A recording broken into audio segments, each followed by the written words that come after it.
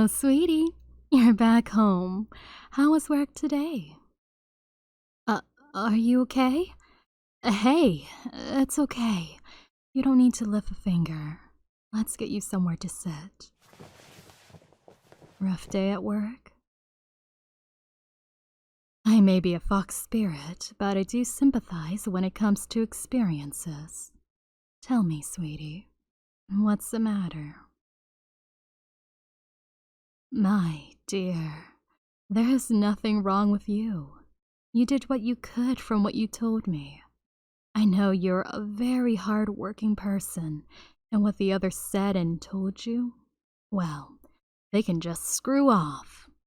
I've seen you and what you've done when we start living together. Even when I told you that I could simply take care of you with you not worrying about living expenses and food. You still want to keep that busy body and make yourself productive. You're stubborn, I will admit, but you're stubborn in a good way. You always want to push yourself to do better. Even with the state of our world is right now, with the spirits and human despising each other, you still stay with me, treated me like a person. I do hope you being with me isn't also causing you trouble at work. Is that so? Then I don't quite understand the malicious intent that the people have towards you. Humans can be cruel, huh? Past me would agree, but you're human, sweetie. You've proven to me that you're not like those humans. You're compassionate, kind, caring, understanding where you want to see the good in everyone. I want to keep the positive side of you. It's like a light in space, surrounded by darkness. I don't ever want your light to flicker or go out because someone wants to pull you into the darkness with them.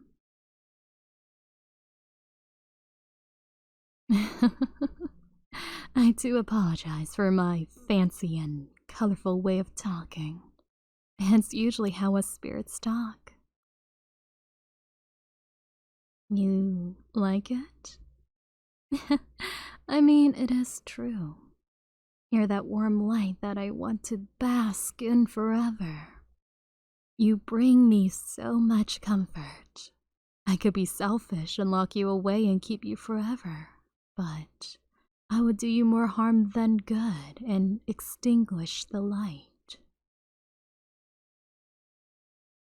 Yes, you bloom the way you do because of your freedom and how you perceive things in life. I know people can be cruel. Even spirits are capable of the same thing. But you are the most wonderful person that I have the pleasure of falling in love with and proud to call mine.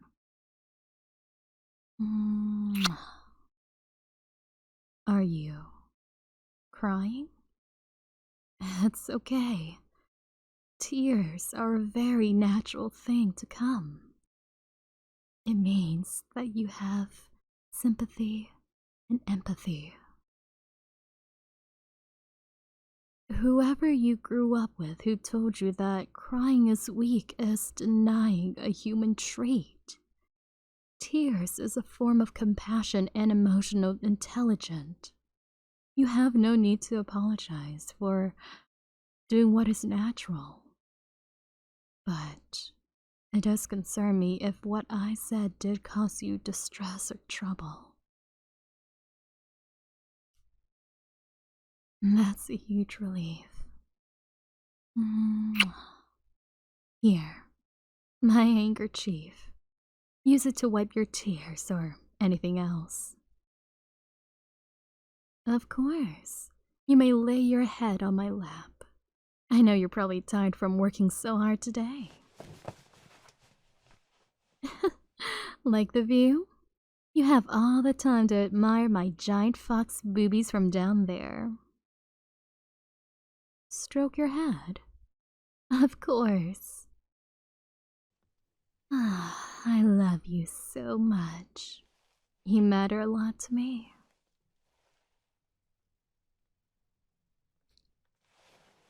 Sweetie, it brings me a lot of happiness when I get to spend time with you like this. Even if it's comforting you, being near you makes me happy and feel really lucky to have you in my life. In all my lifetimes, I don't think I've been the happiest in my life. Seeing you feeling down from how people treat you at work, it upsets me that people would treat you like that, but know that when you come home, I will make sure to lift your spirits again, and maybe deal with those unsavory people as well.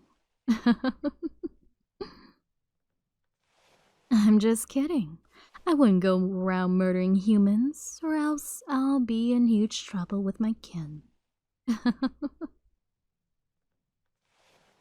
If it ever comes down to it where someone hurts you badly, I will go back on my kin and make sure that person pay. You are my everything. Scary? Oh, darling. I do apologize. Just the thought of you being hurt, it upsets me to no end. A lot of thoughts run in my mind. What will I do if you were hurt? What if someone broke you?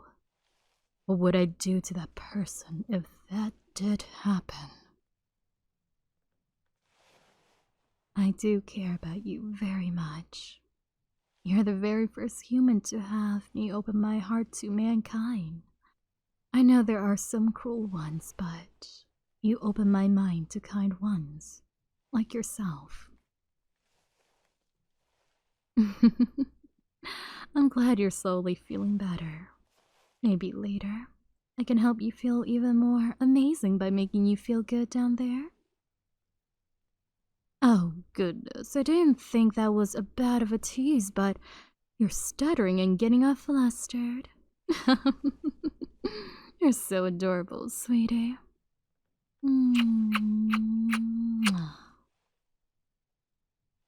Yes, you can lay on my lap for as long as you need. You've been working so hard lately, and the least I can do is give you comfort.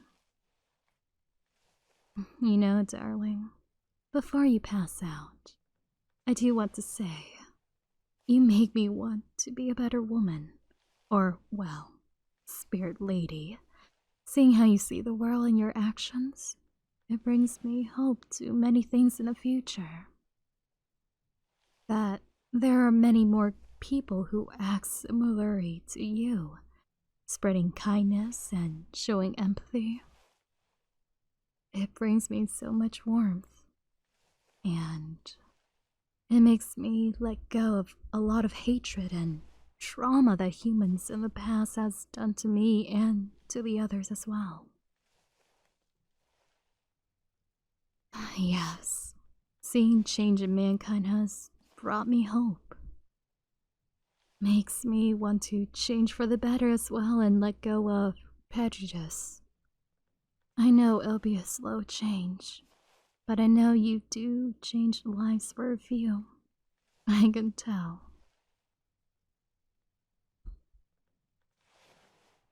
I don't expect you to change the world overnight. Even helping some, or even a few, it will spread. Now, get some shut-eye, darling. I know you want to keep talking to me, but if we keep talking, you're just going to try to fade in and out of sleep and won't get the proper rest that your body and mind deserves. You want to be selfish?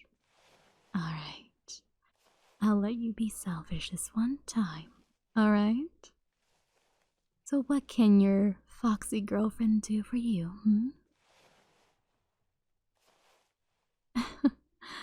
A story to help you sleep? I promise that I will finish it the next time you wake up, okay? Just promise me that you will rest very well, okay? You've been so hardworking, and I want the best for you.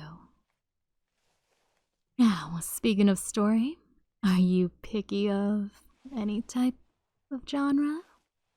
Or do you want me to pick one?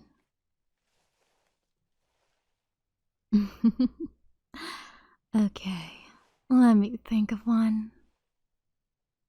It is an old Vietnamese folklore of a magical crow and a magical wishing jewel.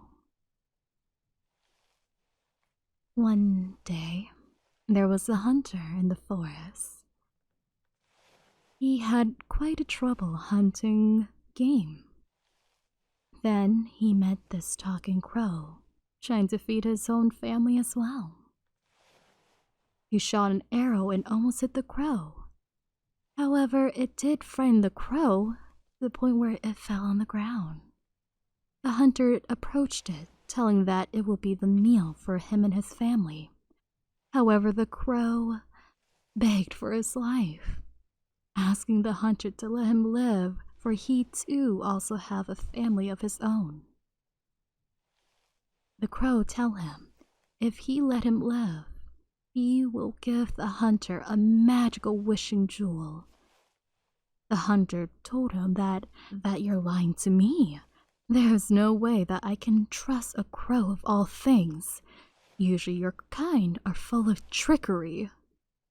The crow begged and tell him, I will give you my whole family if I am lying, so please, follow me and I shall give you this magical jewel to spare my life, and your family will not go hungry. Kind of sounds suspicious, isn't it? You would think the crow would use the magical wishing gem himself for his own family. But I'm sure you're quite curious how it progressed. Hence, the crow leads the hunter to his nest.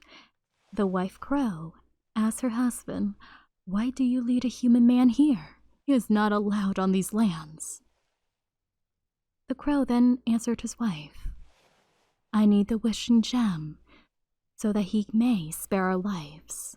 The crow wife argued with her husband until she relented and they both decided to give this magical jewel to the hunter.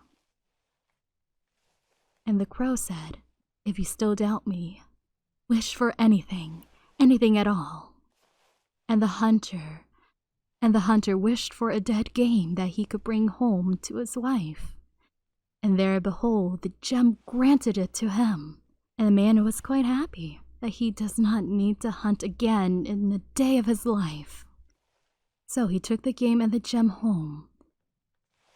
Of course, it would bring quite shame to know that the way that he found this amazing game. So he hid this magical jewel away so his wife does not know.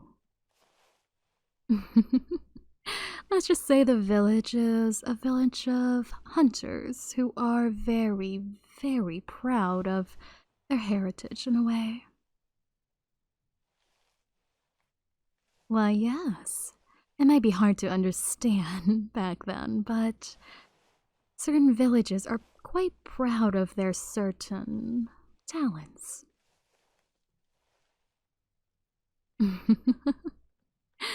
Okay, I'll continue. So, the hunter. When he brought the game home to his wife, everyone in the village started flocking around as the wife bragged about how big the game was.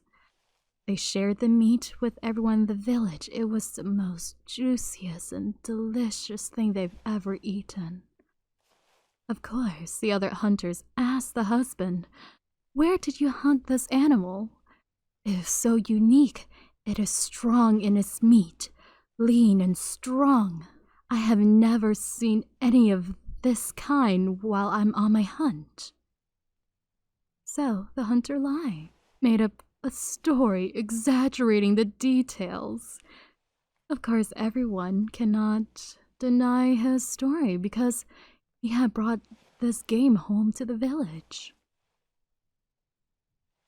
Ah, you are right about that, sweetie. There's a twist. The more the hunter hid the gem from the village and his wife, The more he lost his way of the hunt, he got more sloppier by relying on this magical jewel. So, one day, all these hunters asked the husband, "Will you take us to teach us your way? No matter how many times we hunt, you always bring back the biggest catch of all." The husband, "It's been so long since he hunts," so he stuttered and tried to find excuses, but with the pressure of the village, he was forced to do so. And guess what?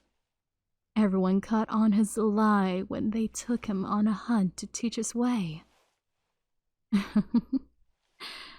And then the crow came in and snatched the jewel from him, telling him that he misused the jewel for his own lazy, selfish act. And, well, the story kind of turns dark here. All I could say is that he got banished and his wife lived in the mistake of her husband, even though she wasn't really a part of his own little laziness. Folklores like this always tell youngins a good lesson, especially when it comes to laziness and taking shortcuts.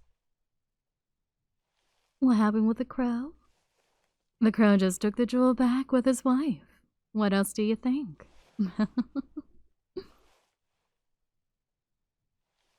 Quite an interesting folklore, huh? Well, in some cultures in Vietnam, magical jewels like that are quite sacred. But one shouldn't abuse its power. You think you're gonna be dreaming of a magical jewel, huh? Well, I told you a story to rest up, okay? Don't worry. Your foxy girlfriend will still be here when you wake up. One last question? Sure thing. Is this story true? Of course it is. I was alive when that whole thing happened. I still can't believe the folklore lived to this day. Although there were some details that were mixed in for exaggeration, but that was the gist of it. Well then, sweetie. Rest then.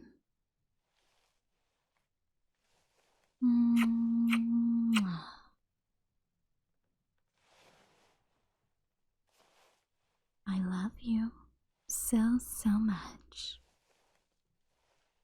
And once you wake up, I love to hear a story from you as well. Alright.